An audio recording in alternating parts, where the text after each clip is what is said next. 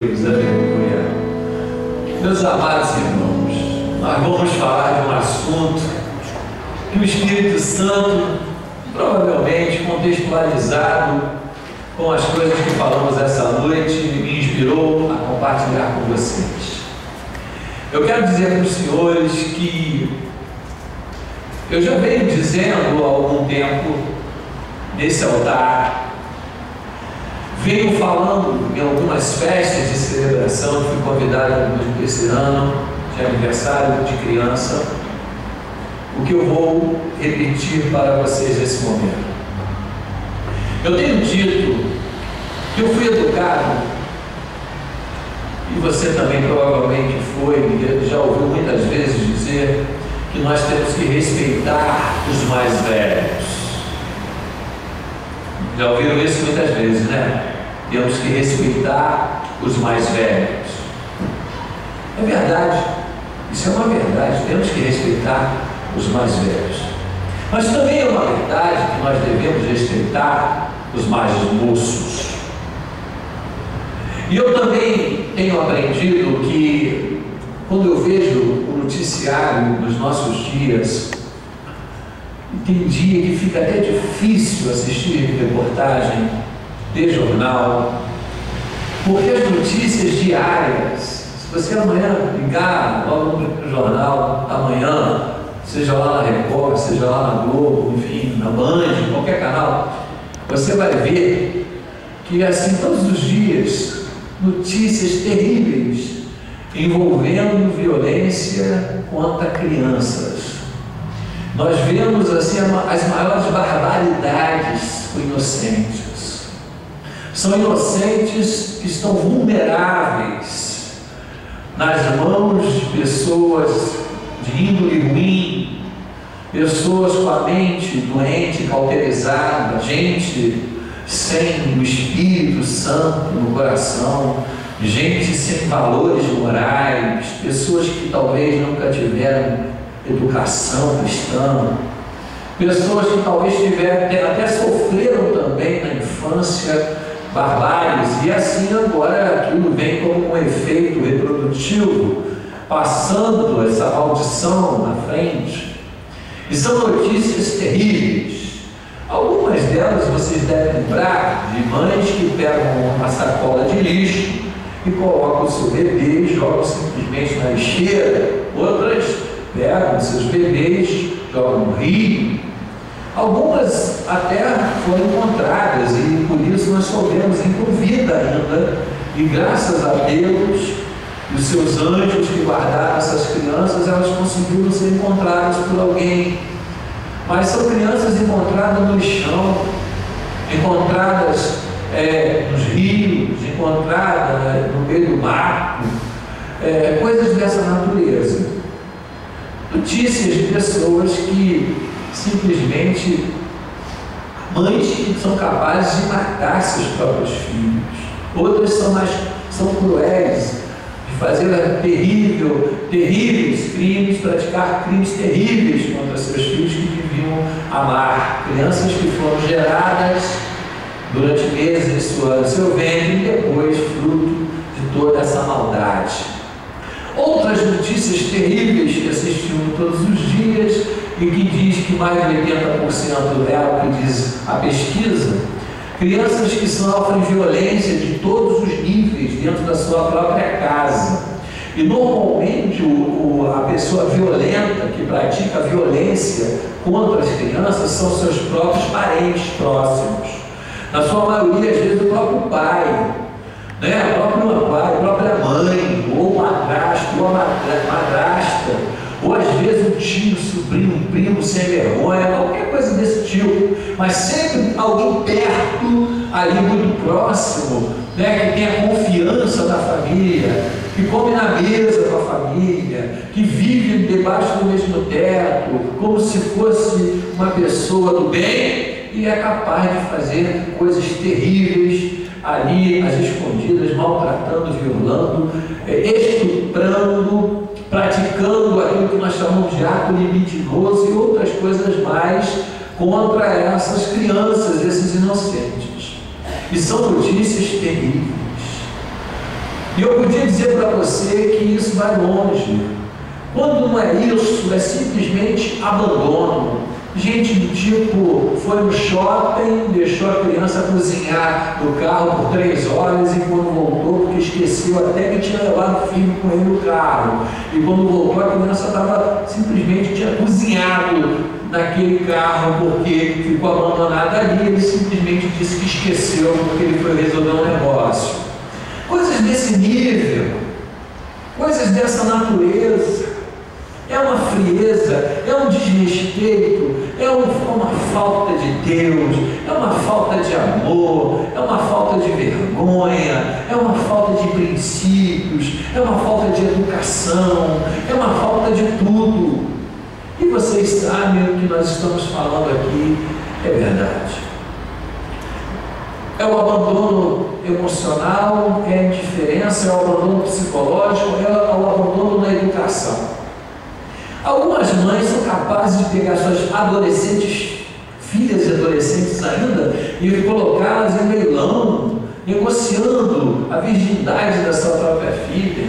Casos de prostituição que são mostrados na reportagem, meninas de 12, 13 anos ainda, o corpo nem formado ainda, já fazendo ponto para os caminhoneiros das estradas, né? Programas, vendendo o seu corpo, e a mãe e o pai, às vezes, negociando aquele tipo de situação.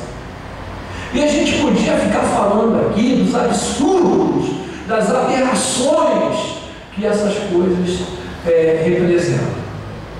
Sem falar um dos crimes que estavam sendo muito denunciados nos nossos dias, a pedofilia.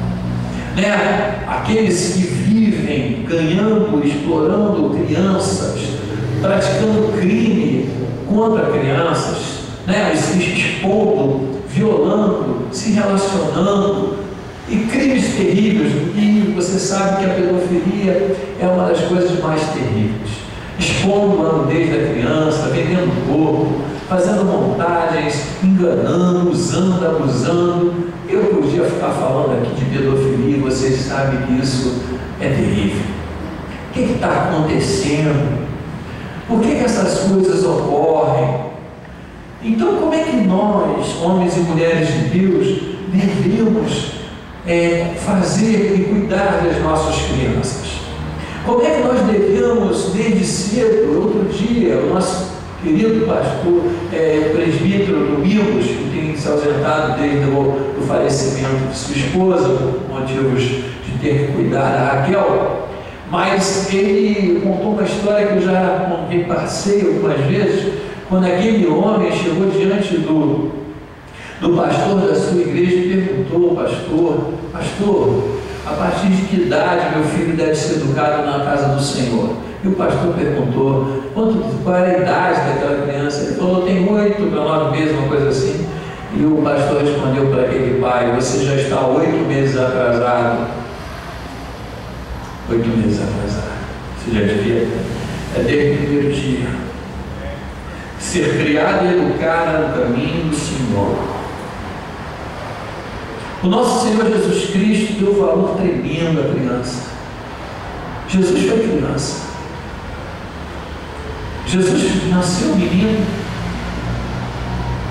Deus confiou pais, um pai adotivo e uma mãe terrena, para criarem Jesus, protegerem, defenderem, alimentarem Jesus. O nascimento de Jesus foi algo tremendo. Mas a Bíblia fala muitas coisas. Hoje de manhã, por exemplo, nós tivemos uma encenação aqui, inspirada no sábio Salomão. Inclusive nos tribunais, nós que militamos nos tribunais do Rio de Janeiro, algumas vezes eu encontrei magistrados que em algumas situações eles diziam o seguinte: precisamos de uma inspiração salomânica para poder dividir, para resolver o impasse. A história de Salomão é quando aquelas mulheres estavam aí disputando uma criança, e uma dizia que era mãe, e as crianças ensinaram hoje de manhã, e a outra dizia: é meu, até que Salomão então disse: vamos fazer o seguinte, vamos cortar essa criança no meio, e vamos dar uma parte para cada uma. Aí uma disse: não, não deixa para ela. Aí Salomão entendeu que não, você é a verdadeira mãe, porque a outra dizia: não, divida no meio. E ele percebeu que uma mãe que ama seu filho é capaz de abrir mão para poder salvar seu filho, porque ama. Amém? Há um mês atrás, eu vinha para a igreja pela manhã, a escola dominical, e vinha eu, a minha mãe e a Anne comigo no carro.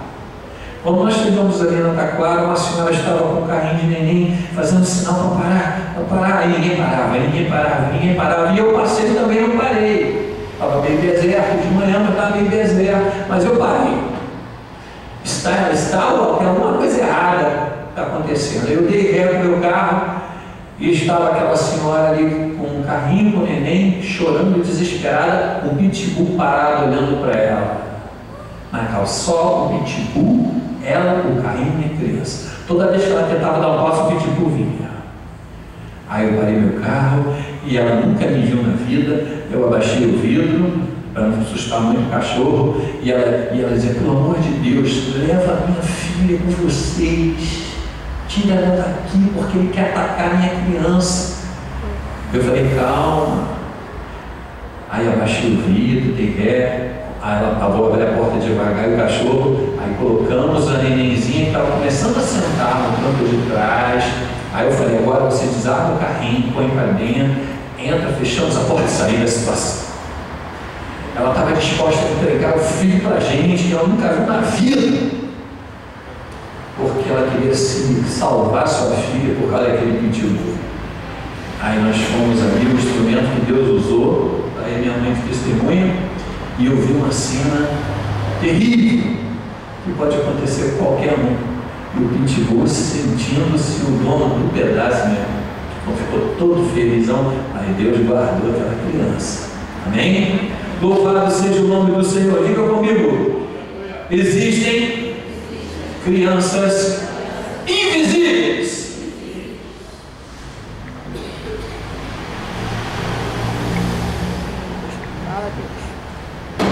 Isso não pode acontecer.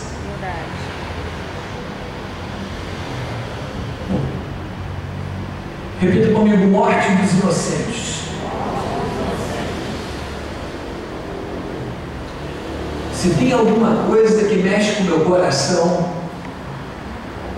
eu sempre compartilhei com vocês isso, é quando eu vou a uma delegacia, eu vou no tribunal, e aparecem vários quadros com centenas de fotos de crianças desaparecidas. Crianças que simplesmente para a escola ninguém nunca mais achou.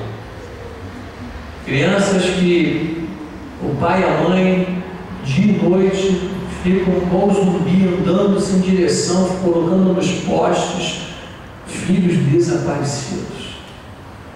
E há alguns que sabem que existe uma coisa chamada tráfico de órgãos, em que muitas crianças são usadas para tráfico de órgãos. Elas simplesmente são assassinadas e seus órgãos são negociados. Isso é real. Uma outra situação é o tráfico de crianças para prostituição. Outra coisa é o tráfico de criança para simplesmente tirá-la dos seus pais para entregar famílias estrangeiras, e simplesmente os pais nunca mais encontram os seus filhos. É muito difícil, queridos. Mesmo aquele que não é pai e mãe ainda, vocês podem imaginar a dor de alguém que perde um filho, uma filha, alguém que simplesmente nunca mais vê aquela pessoa que ama e sem nenhuma notícia do que aconteceu. São dias que vivemos. Sem falar naquelas que são vítimas de balas perdidas. Aquela menina, eu já compartilhei com vocês, que teve o pai lá no metrô do Rio de Janeiro, 14 anos, um troca de tiro, morreu, e uma vez eu contei isso para vocês aqui, eu fui para um julgamento 12ª vara criminal, e eu entrei, ficou só eu e ele no elevador, eu e o pai. E a gente ia para a mesma vara. Ele comanda um grande movimento no Rio de Janeiro pelas crianças, e aquele pai entrou e a foto da menina no peito, e aquela mensagem, e ela foi vítima daquela bala perdida no metrô do Rio de Janeiro, e aquela só olhando para o pai, olhando para a foto, aquilo cortou meu coração. Eu pude imaginar a dor daquele homem, que perdeu seu filho, né? E simplesmente aquilo não acontece mais nada. Você pode acender só o culto.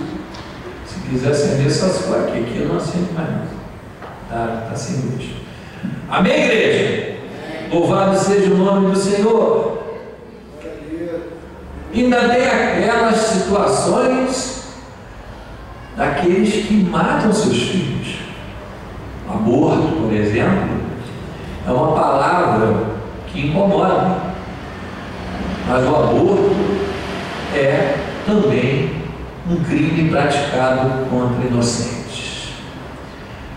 Então nós vivemos num mundo onde crianças inocentes estão sendo sacrificadas todos os dias, sendo objetos de drogas, de comércio, de tráfico, de venda de órgãos, de prostituição, de negócio. Há uns anos atrás, quando iniciamos o nosso trabalho em Copacabana, eu conheci uma senhora no prédio onde nós tínhamos a nossa igreja ali em Copacabana, na avenida do nosso cidade de Copacabana. Estivemos ali por um tempo. E um dia eu conheci o trabalho dela, e o trabalho daquela senhora, ela tinha toda semana, ela ia ao hospital de crianças portadoras de HIV. E ela me contou e me mostrou umas fotos daquelas crianças vítimas também, de alguma forma, dos erros de seus pais. Problemas sérios. Crianças que ela ia uma semana, quando voltava na semana seguinte, aquela criança já tinha ido a óbito. Ela trabalhava também com o Hospital do Câncer, mostrando a realidade de tantas crianças. E vocês fiquem sabendo, existem muitas crianças internadas com câncer, desencanadas, em tratamentos sérios, perderam seus cabelos por causa da quimioterapia e tantos outros tratamentos. E a gente não pode ser indiferente como igreja a tudo isso que está acontecendo ao nosso redor. Quando a gente vê os políticos, alguns deles que se levantam em Brasília, movimentação, e às vezes a gente também quer ser totalmente indiferente à política. Deixa eu dizer uma coisa para vocês. Eu não gosto de política, nem de politicagem, mas se a gente também não tiver alguém lá dentro, gente, que diga não para uma série de loucuras que estão acontecendo, elas vão piorar a cada dia, as coisas vão se piorando. E nós precisamos ser inteligentes, prestar atenção naquilo que é uma politicagem barata e que ou é uma manifestação positiva, até representada por uma cúpula cristã, contra todo tipo de violência com crianças. Nós temos um estatuto, isso só não é pior, porque existe o estatuto da criança e do adolescente que foi criado. Se não me falha a memória, na época do Paulo de Mello. E esse estatuto da criança e do adolescente tem sido uma arma que tem ajudado muito a gente proteger, ao Estado proteger crianças dos seus próprios pais, que maltratam ou são omissos. O noticiário fala de muitas crianças que simplesmente incendeiam a casa e morrem todas queimadas porque a mãe largava sozinha as crianças dentro de casa. E a gente vê que elas têm sido vítimas do descaso, do abandono, diferença e das desculpas que os pais dão para que isso aconteça. Existe um poder hoje que tem sido muito útil nessas horas, que é o conselho tutelar.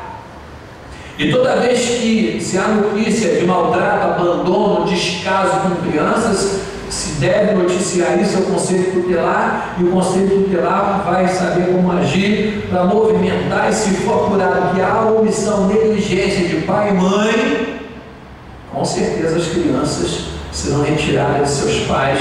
A guarda será dada a alguém que tem responsabilidade para criar seus filhos.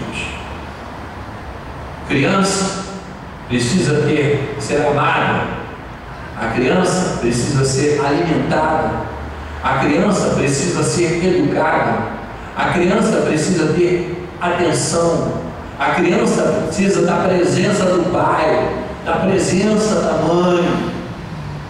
Hoje em dia, as crianças mal respirar, mal começam a entender que existem, já vão ser alvo de matrícula em creche. Parece que existe uma pressa de se livrar logo daquele problema e colocar integralmente numa creche. E o problema às vezes é que se entrega na mão de uma creche sem critério. E o problema não é a creche nem a qualidade do atendimento, mas o preço. Eu vou na mais barata. Será que a mais barata é a melhor creche? Mas ali eu vou colocar minha filha ao cuidado de quem? De um terceiro que não amou, não gerou e que não colocou no mundo. Eu entendo, meus irmãos, que quem trabalha, que quem tem que trabalhar precisa sim de ajuda.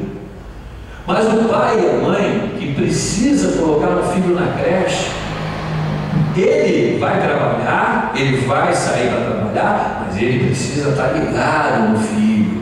Ele tem que ter tempo com o filho quando chega, ele tem que conversar com a criança, tem que ver se há machucadinho no corpo, se tem algum machucado, se está sujinho, se está com febre, se está com higiene, se escovou o dente, e o que aconteceu na escola. Ler a agenda da criança, responder a agenda da criança, ver se tem a merenda, se está se alimentando direito, ver se a roupa está direitinha. Não é assim que a gente faz? Porque quem é que Deus chamou para criar o filho? Foi a creche, foi a babá ou foi o pai e a mãe? Hein? Quem vocês acham que tem o dever de criar seus filhos? A tia, a avó, o vovô, a titia, a madrinha, o padrinho? Não. Quem tem que criar seus filhos, quem tem que criar as crianças, são os pais que geraram essas crianças. E se alguém tem a guarda da criança, esse então tem maior responsabilidade de dar o melhor.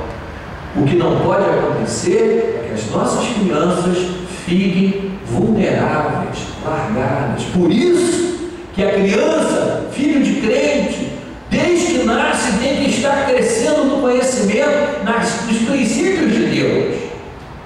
O pai, a mãe e o pequeno precisa ser educado, precisa estar na igreja, precisa aprender as primeiras lições, para aprender a gostar do ambiente, aprender a conviver com as coisas de Deus, entender as coisas do Senhor, aprender a orar, aprender. Agora, se os pais não fazem isso com seus filhos, vocês não estão dando exemplo.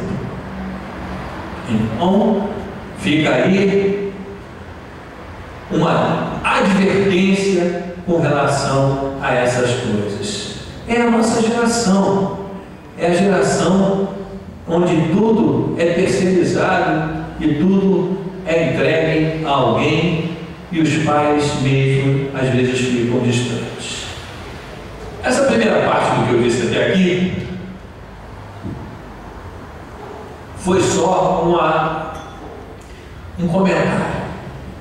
Eu até aqui só fiz um pequeno comentário para que a gente tenha uma visão panorâmica do que vivemos, dos dias que vivemos, do que está acontecendo no mundo que vivemos. E você e eu, como igreja, como devemos agir dentro do contexto.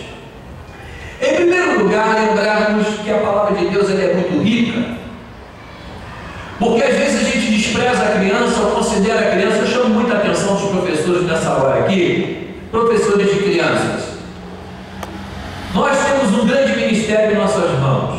Deus nos confiou uma tarefa muito bonita, de participarmos dessa tarefa, de ajudarmos aos pais na criação e na educação dessas crianças no caminho do Senhor.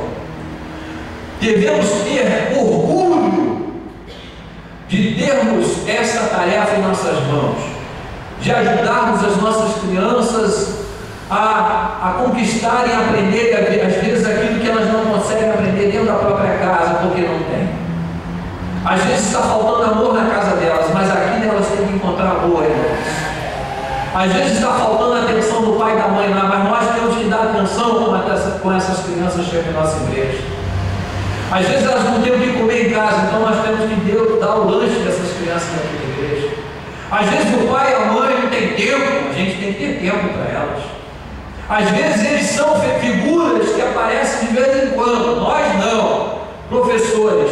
De vez em quando eu vou se estiver escalado, vou quando eu quiser, vou de qualquer jeito. Seremos iguais a eles, não faremos diferença nenhuma se formos dessa forma. Deus há de levantar no nosso ministério professores e professoras que vivam o ministério, esse ministério que o pastor João está falando, de coração, não só na escala de domingo, só na quarta, mas diariamente, desde dentro de casa, em oração pelas crianças, se preocupando com a aula, chegando aqui, indo atrás da solução, não procurando abandonar, mas procurando se apresentar para fazer a diferença. Eu espero que Deus levante nessa igreja homens e mulheres dispostos a abraçar essa causa nobre de educar crianças no caminho do Senhor. Nós não podemos perder nossos cordeirinhos, irmãos. Nós não vamos perder em nome de Jesus por causa de negligência de nenhum de nós. Amém? De nenhum de nós. Vamos aplaudir o Senhor. Nenhum de nós. Davi foi escolhido para ser rei. Ele tinha quantos anos mais ou menos, hein? Uns 17? 17? Ele era por aí. Ele era o quê? Adolescente. E ele fazia o quê? Pastoreava o quê? Ovelhas. É o caçulão da casa de Jessé. Aí o Samuel, o profeta, chegou lá, o Espírito Santo mandou o profeta lá, procurou, vai lá, que o rei de Israel, olha aí, adolescente, o rei de Israel, que será escolhido segundo o meu coração, disse o Senhor, está na casa de Jessé. Garotada, preste atenção, ele era um pastor de ovelha, um jovem, um menino, um caçula. Aí, o que aconteceu? Vocês conhecem muito bem a história. Todos os filhos de Jessé, mais velhos, mais fortes, mais maduros, foram rejeitados por Deus. Aí veio aquele adolescente, então, cheirando a pele de ovelha, garotão, com seu cajado na mão, e o Espírito Santo olhou, falou, testificou no coração do profeta e disse para Samuel o seguinte: esse é eu, esse camarada aí, esse meninão aí, esse moço aí, vai ser o rei de Israel. E aí ele disse: mas ele é tão novinho. Mas vocês olham com olhos que só enxergam o que está por fora. Mas eu, que sou Deus, vejo o que vocês não veem, porque o homem vê com seus olhos carnais, mas eu olho e vejo o coração. Amém? Eu vejo o coração. E Deus escolheu quem para ser rei? Davi. Aí Davi não foi logo rei, não. Era garotão ainda, mas foi sendo preparado por Deus para Síria. Coração de um pastor, coração de um homem escolhido por Deus. Aquele menino foi crescendo na graça, ele foi crescendo no conhecimento, e chegou um dia, aquele garotão, aquele meninão, entregou-se totalmente a Deus. E Saul, o rei Saul, sai de cena, porque só está fazendo bobagem. Aí o azeite é derramado sobre a cabeça de um homem já feito, Davi. E quando a unção vem sobre ele, ele é investido desse ministério de rei, ele começa a reinar. Foi o rei que conseguiu ser querido e amado pelo povo, conseguiu unir as tribos, conseguiu fazer a diferença. Eu falei tudo isso para vocês, mas para falar de uma coisa de Davi. Uma das coisas mais bonitas, a irmã Emília me contava algo que eu vou compartilhar com vocês. Davi, ele não se tornou simplesmente um rei, mas ele se tornou um rei, um adorador de Deus. Um camarada que comandava guerras, mas tinha sensibilidade para escrever salmos, tinha sensibilidade para pegar o violãozinho dele, a harpa dele, o instrumentozinho dele de corda, de chamar um grupo de músicos, gente séria, gente que canta, que toca para adorar, e reunir, começar a tocar louvores e escrever os salmos. Quando eu pego o livro de salmos, 90% dos salmos, quem escreveu a igreja? Davi. Ele foi escolhido adolescente. É o que a gente olha à primeira vista aí, pessoal, pastor, o senhor está falando de criança, mas Davi foi escolhido, já era barbadão, já tinha 17, 16, sei lá. Não. Quando Davi entendeu o plano de Deus na vida dele, ele fez e escreveu o que a gente leu no início do culto hoje. Ele escreveu o Salmo 139, ele teve uma consciência de que Deus não estava escolhendo ele aos 17, Deus já havia escolhido ele muito antes, quando ele era apenas um feto, uma matéria sem forma, alguma coisa que ainda estava sendo formada. Ele retrocedeu e o Espírito Santo mostrou que ele era escolhido de Deus desde o ventre da mãe, muito antes de existir como criança. Lê comigo Salmo 139. Quando nós começamos o culto essa noite, eu li verso 13, 14, 15 e 16. Ele diz assim, no meio de um salmo tremendamente profundo e lindo, de alguém que entende a profundidade de Deus, que mergulha, eu vou ler mais um pouco, vou ler desde o 1. Senhor, tu me sondaste e me conheces, tu conheces o meu assentar e o meu levantar, e de longe entendes o meu pensamento, cercas o meu andar, cercas o meu deitar, conheces os meus caminhos, sem que haja uma palavra na minha boca, na minha língua, eis que, ó Senhor, tu conheces, tu me cercastes em volta, e me puseste sobre mim a tua mão. Tal ciência para mim é maravilhosíssima, tão alta que não posso atingir. Para onde me fugirei do teu espírito? Para onde fugirei da tua face? Se eu subir no céu, tu estás aí. Se fizer no céu a minha cama, tu estás também lá. Se tomar as asas como da alva e habitar nas extremidades do mar, tu estás lá. E até ali a tua mão me guiará, a tua destra me susterá. Se eu disser de certo que as trevas, a escuridão me encobrirão, então a noite será luz ao teu redor e ao redor de mim. Nem ainda as trevas me escondem de ti. A noite resplandece como o dia diante de ti. As trevas e a luz são para ti a mesma coisa. Agora preste atenção, igreja. Olha aqui desde quando ele tem consciência que era de Deus um instrumento escolhido. Pois possuíste os meus rins, entreteceste-me no ventre da minha mãe. Eu te louvarei, porque de um modo terrível e tão maravilhoso fui formado. Maravilhosas são as tuas obras, e a minha alma o sabe muito bem.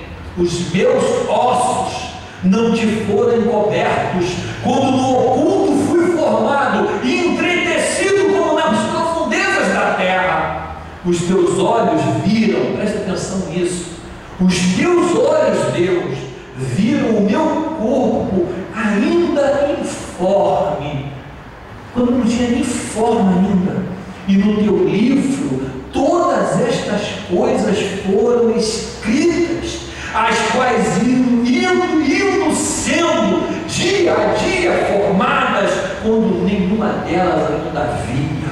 Sabe o que é isso? A gente não pode olhar criança, como objeto, como uma coisa invisível. Sai da frente, vai deitar, igual o cachorro, vai deitar, fica deitadinho aí, está incomodando. A criança quer falar. A gente está estudando quarta-feira aqui, vem quarta-feira à noite, estamos estudando sobre comunicação. A criança está pedindo socorro, ela está chorando, ela está pedindo socorro, alguma coisa está precisando. Ela pode estar com dor de ouvido, ela pode estar com cólica, mamãe sabe disso. Ela pode estar simplesmente com mal-estar, ela pode simplesmente estar dando de carrinho, ela simplesmente pode estar te pedindo atenção, ela simplesmente pode estar dizendo: eu quero você perto de mim, ou quero ficar perto de você. Só isso. Ela está tentando dizer alguma coisa. Mamães sabem, as crianças que ainda não sabem falar falam muito. Os médicos sabem, as crianças que não sabem falar já falam tudo. Os médicos sabem que quando a criança está no ventre materno, a mãe fala e se comunica com a criança responde ao carinho e à mensagem que a mãe manda para o seu ventre. Ali tem um ser, e há uma ligação, e há uma comunicação, e a gente não pode achar isso indiferente a isso. Papai, teu filho precisa de você. Chegou cansado, dessa, eu sei, mas vai conversar comigo. Desliga-se um pouco de algumas coisas, gasta meia hora com ele todo dia, no mínimo. Troca ideia, porque elas crescem rápido, elas precisam de você. Você é o herói delas. O pai é o herói. O pai é a referência de Deus dentro de uma casa. Quando a gente fala de Deus, a gente fala do pai. A criança precisa ter em você a referência paterna de que Deus é. Ela quer se sentir segura. A tua figura é importante, pai. Não podemos ser diferentes. Não cabe tudo à mãe. Tem uma parte que é tu. Quando Jesus nos ensinou a orar, Ele disse: Pai nosso que está nos céus. É a segurança, é a cobertura, é a presença, é a confiança.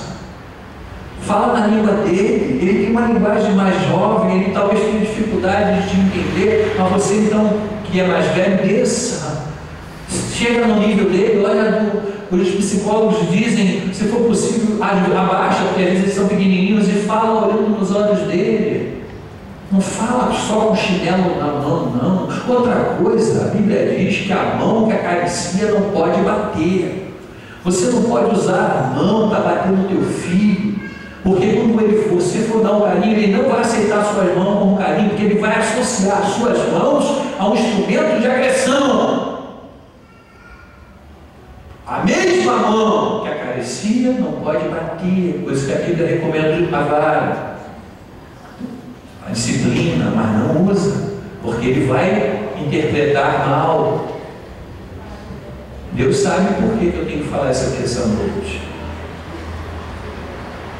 Davi está aqui. Leia comigo rapidamente Lucas capítulo 35. O tempo está passando e a gente está terminando. Prometo que quando eu começo a falar que vai acabar, leva acostumado a uma meia hora, mas hoje não. Lucas capítulo 30. Não é nada de capítulo 35, é capítulo 1, versículo 35.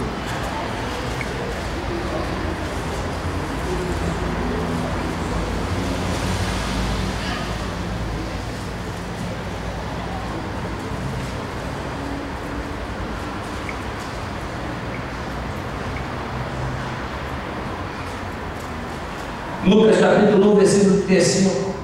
Olha bem, criança, falando de criança. Criança, é só bebê, é só um feto, é só um bebezinho, presta atenção. Respondendo o anjo, disse-lhe: descerá sobre ti o Espírito Santo, sobre ti, descerá sobre ti o Espírito Santo, e a virtude do Altíssimo te cobrirá com a sua sombra, pelo que também o santo que é de ti há de nascer será chamado Filho de Deus. Este também Isabel, tua prima, concebeu um filho em sua velhice, e já é o 6º mês para aquela que é chamada de estéril, porque para Deus não há nada impossível. Disse então Maria: eis aqui a serva do Senhor, cumpra-se em mim segundo a tua palavra. O anjo ausentou-se. Olha o que aconteceu. Aí ela foi na casa da prima, que estava grávida de 6 meses, de João Batista. Naqueles dias, levantando-se Maria, foi apressada às montanhas, a uma cidade de Judá, entrou na casa de Zacarias e saudou Isabel. Saudou: Isabel!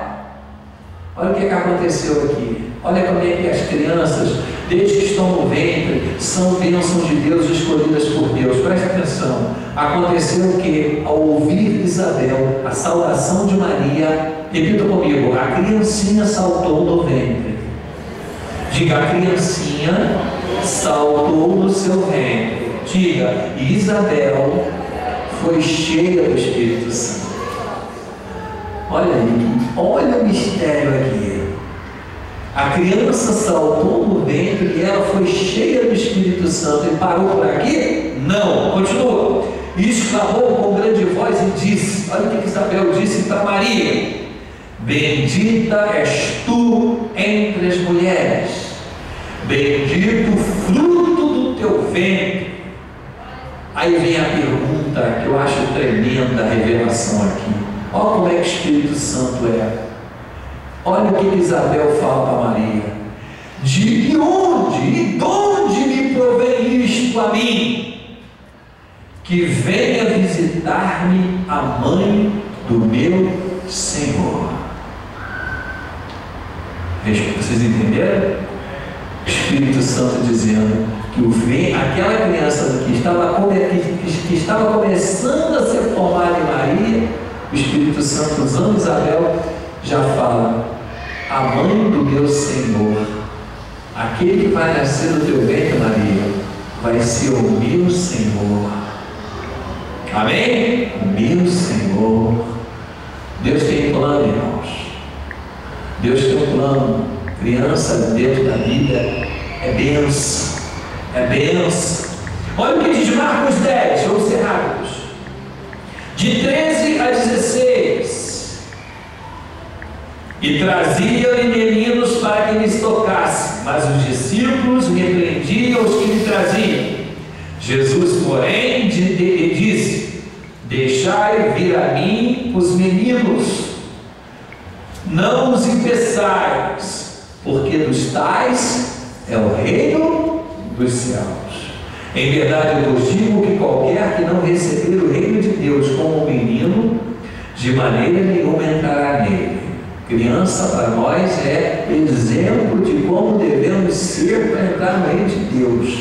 Quem disse isso aqui foi Jesus. Tomando-lhe nos braços, impondo-lhes as mãos, abençoou aquelas crianças. Mas eu tenho um exemplo bíblico do próprio Jesus aos 12 anos. Lá no Marcos capítulo, ou melhor, Lucas, voltando a Lucas, no capítulo 2, 40 a 47. Lucas capítulo 2, 40 a 47. Lê comigo que é muito forte isso. Olha o que aconteceu. Lucas 2, 40 a 47. Diz assim: o menino crescia, falando de Jesus, se fortalecia em espírito, cheio de sabedoria, a graça de Deus estava sobre ele. Ora, todos os anos iam seus pais a Jerusalém à festa da Páscoa. Tendo ele 12 anos, quantos anos tinha Jesus? 12. subiram a Jerusalém segundo o costume do dia da festa. E regressando eles, terminados daqueles dias, ficou o menino Jesus em Jerusalém, e não souberam os pais. Pensando, porém, eles que viria da companhia pelo caminho, andaram o caminho de um dia, e procuravam-no entre os parentes conhecidos. E como não o encontrasse, voltaram para Jerusalém em busca dele, em busca de Jesus. E aconteceu que, passados 3 dias, o acharam no templo, onde Jesus estava com 12 anos, no templo, assentado no meio dos doutores, ouvindo-os e interrogando-os. E todos os que ouviam admiravam de sua inteligência e respostas. Quando o viram, maravilharam e disseram a sua mãe: Filho, por que fizeste assim para conosco? Eis que teu pai e eu estamos ansiosos de te procurávamos. E ele respondeu: Por que é que me procuráveis? Não sabeis que me convém tratar dos negócios de meu pai? 12 anos, instrumento usado por Deus, um menino. Louvado seja o nome do Senhor. Glória a Deus. Para a gente concluindo a partir de agora, de verdade, Êxodo capítulo 1, Êxodo no início da Bíblia. Repita comigo: a morte dos inocentes. Eu não escutei vocês, estão fracos? São os fortes. A morte dos inocentes. Moisés era a promessa que Deus tinha feito. E como todo homem nasce criança, e ele nasceu bebê. Olha o que Satanás fez para tentar impedir que Moisés fosse quem foi quando nasceu, parecido quando Jesus nasceu. Lê comigo o verso 15. O rei do Egito falou às parteiras hebreias, das quais o nome de uma era Sifrá e o nome da outra Puá, e disse: Quando ajudardes no parto das hebreias e as virdes sobre os assentos, se for filho, faz o quê? Matai-o. Mas se for filha, então viva. As parteiras, porém, temeram a Deus e não fizeram como o rei do Egito lhes dissera, antes conservavam os meninos com vida. Então o rei do Egito chamou as parteiras e disse-lhes: Por que fizestes isto e guardastes os meninos com vida? E as parteiras disseram a Faraó: É que as mulheres hebreias não são como as egípcias, porque são vivas e já têm dado à luz a filhos antes que as parteiras venham a elas. Portanto, Deus fez bem as parteiras, e o povo se aumentou e se fortaleceu muito. E aconteceu que, como as parteiras temeram a Deus, estabeleceu-se-lhes casas. Então ordenou o Faraó a todo o seu povo, dizendo: A todos os filhos que nascerem lançareis no rio, mas a todas as filhas guardareis com vida. Faraó, por ocasião do nascimento de Moisés, decretou a morte de todos os inocentes. Essa coisa de maldade, de matar criança, de maltratar, é coisa antiga.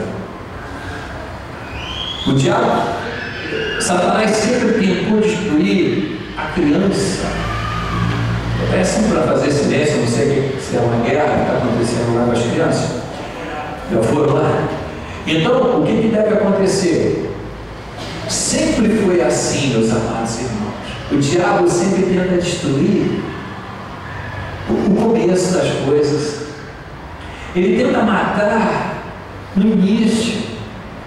Ele tentou matar Moisés e as crianças hebreias, e tentou matar Jesus. Ele tentou matar Jesus como criança. Agora, para a gente ir finalizando, Mateus 2, Mateus capítulo 2. Não está dando jeito, quem foi lá está fraquinho para conseguir resolver. Não é alguém lá tudo. Mateus capítulo 2, 16 a 18. Vamos lá. O que diz aqui? Preste atenção.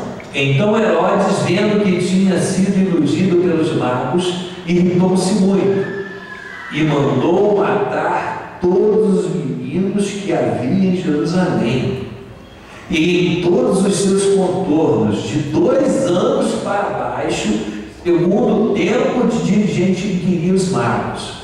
Então se cumpriu o que foi dito pelo profeta Jeremias, que diz: em Ramá se ouviu uma voz, lamentação, choro e grande pranto, Raquel chorando os seus filhos e não querendo ser consolada, porque já não existem.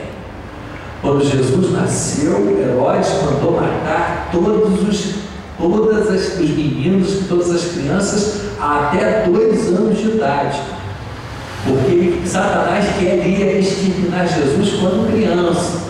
O diabo é assim, ele destruiu no início, quando está tudo começando. Então essa fase inicial da vida, até os 6 anos vai se definir personalidade, vai se definir muita coisa.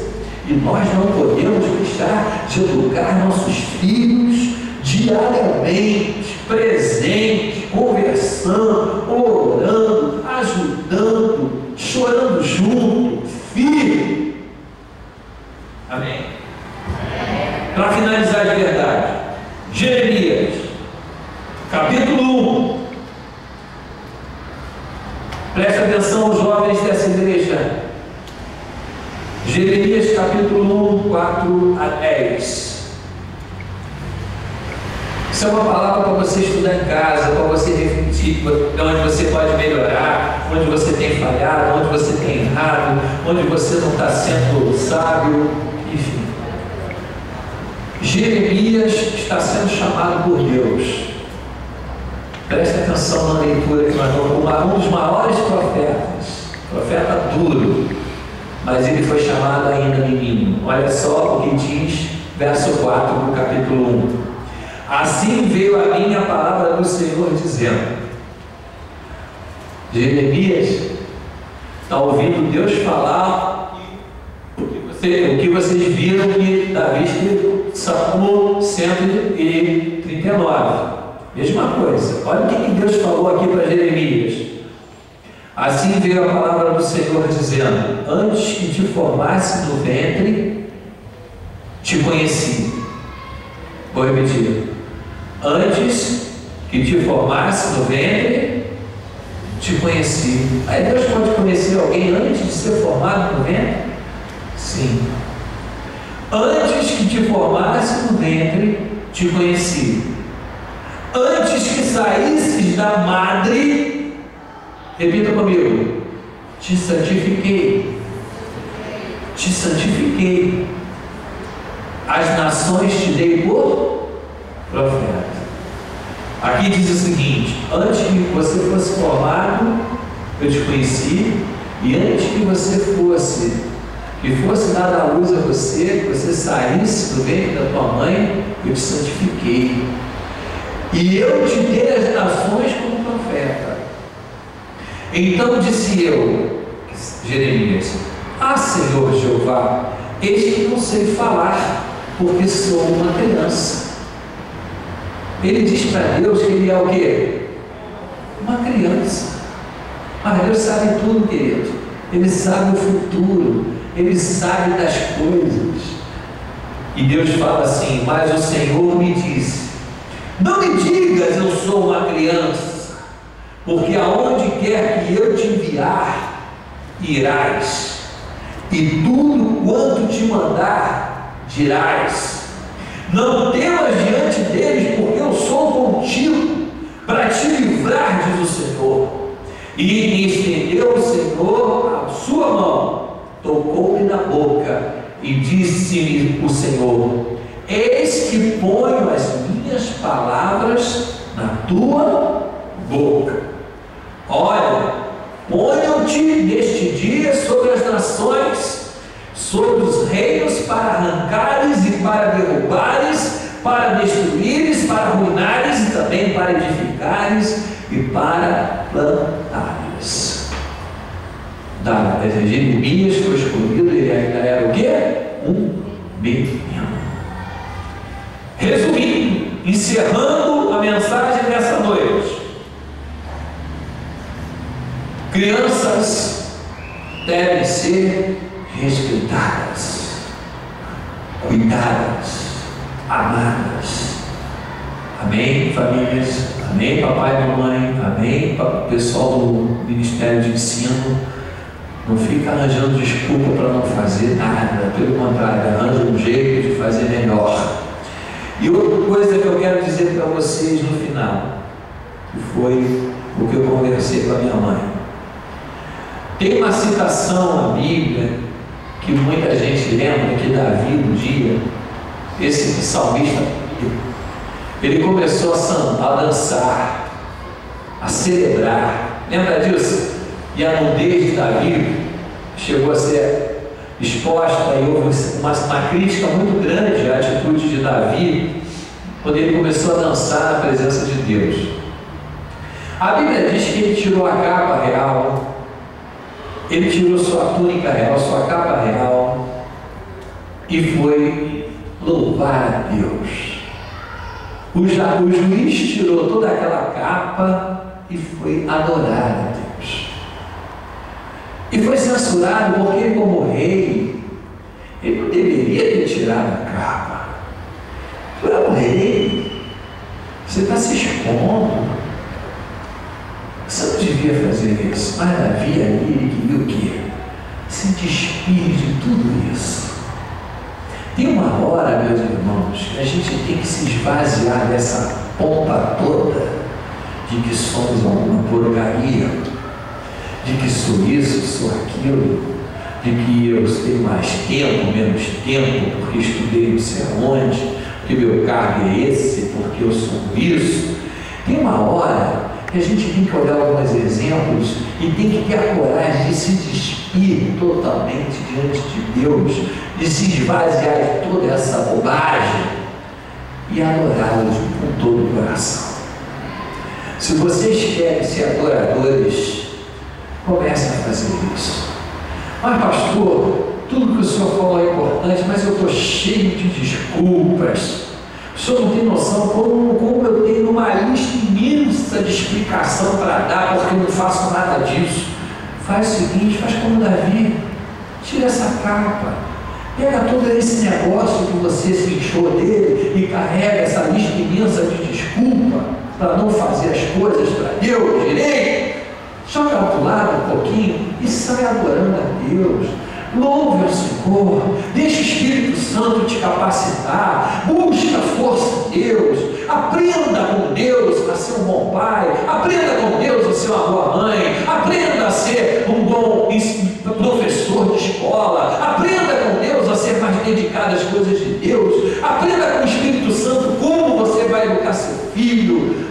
Não dá essa tarefa para terceiro, não entrega ao psicólogo de primeira, o pessoal já leva logo para o psicólogo, leva logo para a creche, leva logo para o pastor, leva logo para o terceiro, para a avó. Você tem que ser investido daquele cargo que Deus lhe deu. Você é pai, você é mãe, você é de Deus, a palavra dele está na sua mão. Ensina teu filho no caminho que deve andar, seja presente na vida dele, faça ele ter orgulho de você, ele vai conhecer Jesus em você, ele vai aprender como Jesus é, através das suas atitudes, através do seu carinho, da sua atenção, ele vai entender quem é Deus.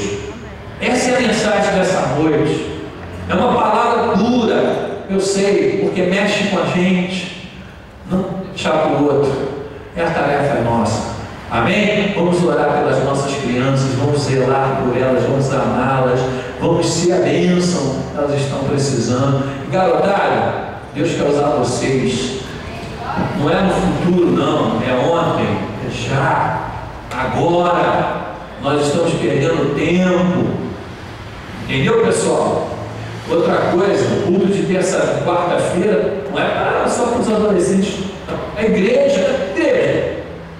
Estou perguntando onde andam os adultos dessa igreja durante a semana.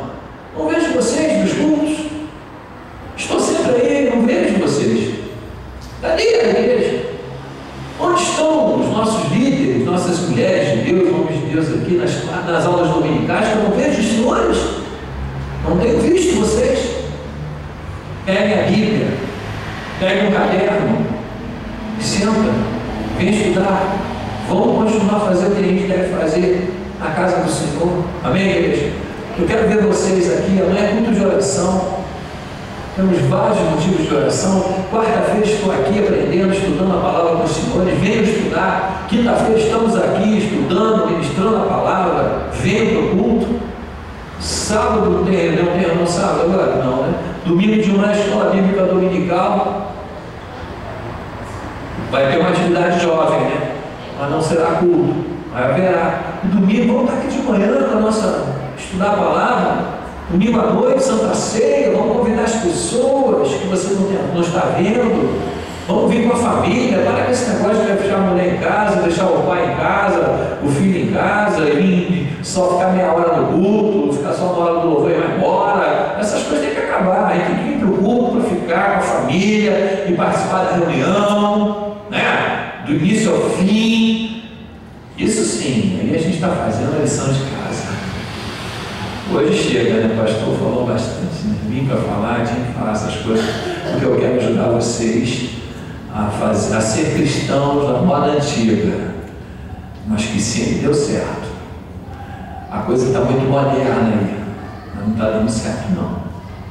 Vamos ficar de pé, irmãos, em nome de Jesus, vamos agradecer a Deus. Aleluia. A gente escuta um amém isolado, mas é um amém de coração. Glória a Deus. Curva a tua cabeça comigo. Meu Deus, nós te louvamos por essa palavra. Que nenhum dos teus venha se perder. Do que depender de nós, que nós possamos levar essa palavra, Senhor, a todos. Os que estão fracos, os que estão distraídos, os que estão enganados, os que estão desanimados, que eles sejam alcançados pela tua graça nesse momento. Muda, Senhor, a situação, transforma, ajuda teu povo, meu Deus, a se firmar no teu caminho. Toma nossas crianças em tuas mãos, toma os pais, os avós, os tios, dá-nos sabedoria. Aquele que ainda não sentou com o seu filho para conversar nos últimos dias, que sinta uma vontade forte de bater o papo. Que eles descubram um caminho muito excelente, que é esse caminho do relacionamento, da intimidade, da amizade com seus filhos. Que as crianças não venham procurar na rua o conselho, mas que o conselho venha de dentro de casa. Que os nossos filhos não estejam sendo criados por terceiros, mas que sejamos nós, pais, que estejamos educando os nossos filhos. Nos dá capacidade para isso. Os que trabalham fora, encontrem uma forma e um tempo para dar atenção aos seus filhos. Eu te peço isso, meu Deus, em nome de Jesus. Em nome de Jesus, como igreja, como pastor de igreja, de rebanho. E o povo que ama a obra e concorda com essa oração e te agradece, em nome de Jesus, diz amém. Amém. Sabe qual é o grande problema da gente perder a bênção? Que acontece com nós, adultos, muitas vezes, somos muito egoístas. Muito egoístas. Tanto os pais como as mães, egoístas. Pensamos muito na gente, nos nossos problemas, no nosso lazer, no nosso isso, no nosso aquilo. Os filhos passam a ser apenas um problema secundário, tanto do homem quanto da mulher. O egoísmo deve sair um pouco de lado. O que deve prevalecer é o amor. E em primeiro lugar nós temos que olhar nossos filhos, eles em primeiro lugar, depois a gente. Que o amor de Deus o Pai, a graça salvadora de Jesus Cristo, Senhor, a comunhão e as consolações do Espírito Santo de Deus esteja sobre vocês, amados irmãos, sobre todo o povo de Deus, todo Israel o Senhor, desde agora e para sempre. E a igreja disse amém.